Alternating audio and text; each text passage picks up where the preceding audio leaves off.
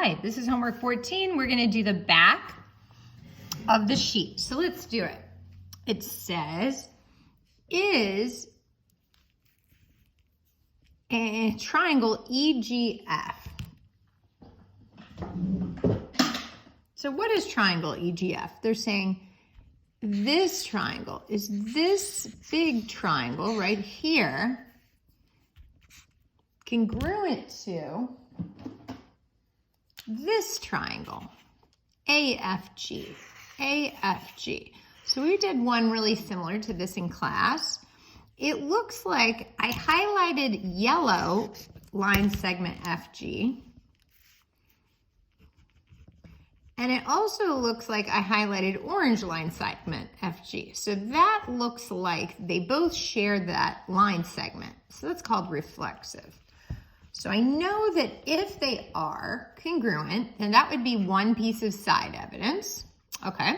Now it looks like this length, AF is equal to 1 length plus 2 lengths plus 3 lengths. And EG is equal to 1 length plus 2 lengths plus 3 lengths. So I think theoretically, it should make sense these 2 lengths are equal. So AF has to be equal to EG. So right now I have two sides that are equal. But there's one more extra little piece of really cool evidence happening. This triangle in the middle here is an isosceles triangle, which means these two angles are equal. So that this angle is angle F in the orange triangle. And this angle right here is angle G in the yellow triangle. And this is almost exactly like the one we worked through in class. It's like, oh, okay, so this is side angle side, side angle side. So this is going to be a yes, side angle side. Awesome. So angle F is congruent to angle G. Beautiful. Now let's do a little math. What if we said EDF was 70 degrees? Okay, well it actually looks bigger than 90, so the drawing's a little bit off. But if that's 70, right, you know that this has to be 110 because they have to add up to 180. They're protractor pals. So now what else do we know? Well, we know since we've now proven that these triangles are congruent, that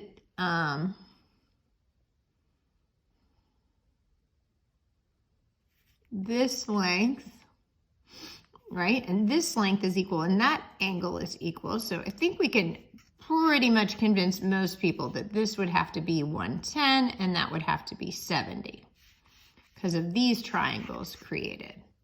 So now if we take a second look at that, they're asking for angle GBF. GBF. Okay, so they're asking for this angle 110, and we know that. So we feel pretty good about that. And again, we did one similar to that in class. Now, they're telling us EFC. EFC. So this triangle here, EFC, has an angle that's 85 degrees, okay? FCG is 110. FCG is 110. So there's a lot going on. Lord knows there's a lot going on, but they're basically saying this angle out here is 110, this angle here is 85, right? 85, 110. What is GAB? What is this angle way over here? So you might be thinking, that's weird. Why would you go all the way over here for your answer? But I think we can find our answer just from over here. And then if we know this is equal, we can transfer that equality over to that other side. So let's take a look at that. If this is 110, we know these two numbers have to add up to 110. So 110 minus 85, 25. Okay.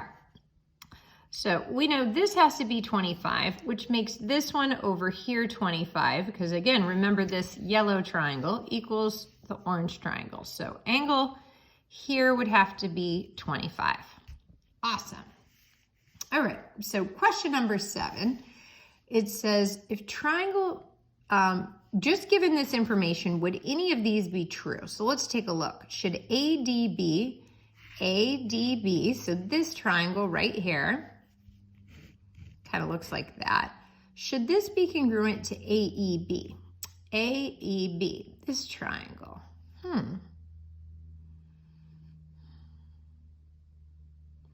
So with just that information, I'm trying to decide if that would be true. Well, we know this distance is equal, correct? But that doesn't look like enough information. So let's keep going. Would BD be congruent to BE? BD would be congruent to BE. I'm not sure yet. Maybe not enough information. Looks like it, right? What else? Could angle BDC be congruent to angle BEC? BDC. Should this angle be equal to that angle? And that would be true if I had enough evidence that these two, BDC, so they look congruent. So if I could prove there's congruent triangles, then yeah. What else? AB is congruent to BE. AB is congruent to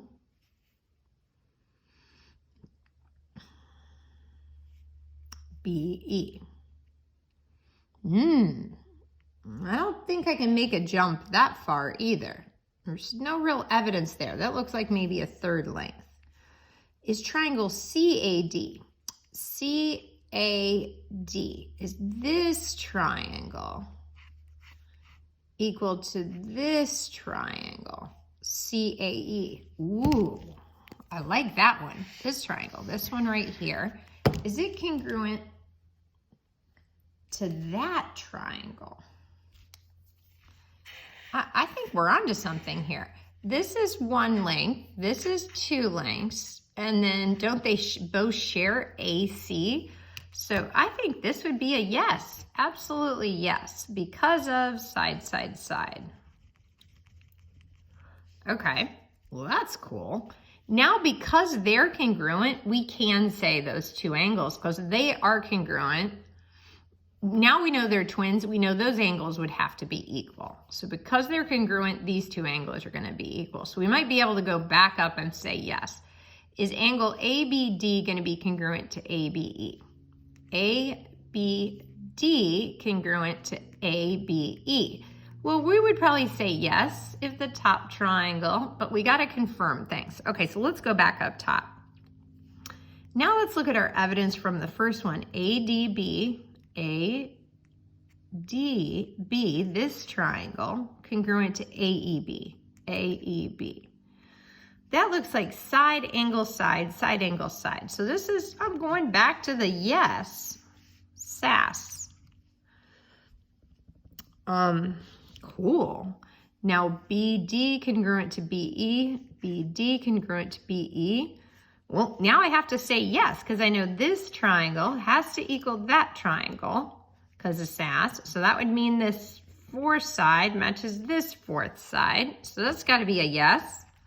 That's a congruent part of a congruent triangle. That's where we come up with this CPCTC. What else? Could angle BDC have to match BEC? Would this angle have to match that angle? Well, notice this triangle, now that we added that, we have a fifth length that would have to match. And so those two little triangles have to match because of side, side, side. And so this would be a yes. So the only thing left is this side equal to that side. That's got to be a no. This one I have 4 marks. That one I have 3. So this one is a solid no. Okay. Different lengths. Okay, last but not least, ABD would match ABE, and that would have to be yes because of CPCT. Those angles would have to match because we've already proven those triangles are twins. Yes, so that would be another congruent part of a congruent triangle we already know is congruent. Okay, last question. who's congruent, what triangle is congruent to this triangle right here? Well, let's see. Couple ways to do this, but probably the easiest way is the length of AB, Pythagoras would say, would be equal to 1 squared plus 2 squared and take the square root. So 1 squared plus 2 squared and take the square root. The length of this side would be 1 squared plus 3 squared and take the square root.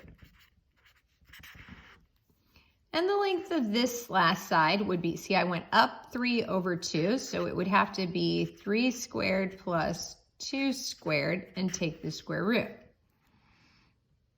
Okay, so each of those are decimals, but I can actually leave it like this to compare, because a congruent triangle should match those same dimensions. So look at this one. This one has a length of 4, and none of those are equal to 4. This one has a length of almost 5, over 1 up 5. So these two are a lot bigger. Okay, so let's compare this one. One of the sides, did I go over 1 and then over 2? So let's see if I can find, yeah, it looks like AB is the same length as EF because I went over 1 up 2. So that would be that distance. Let's look at CB. This one we went over 3 up 1. Here, CB must have to match ED because I go over 3 down 1. That's the same length. And this one matches that one. 3 and 2 would be my right triangle to find my hypotenuse length. 3 and 2.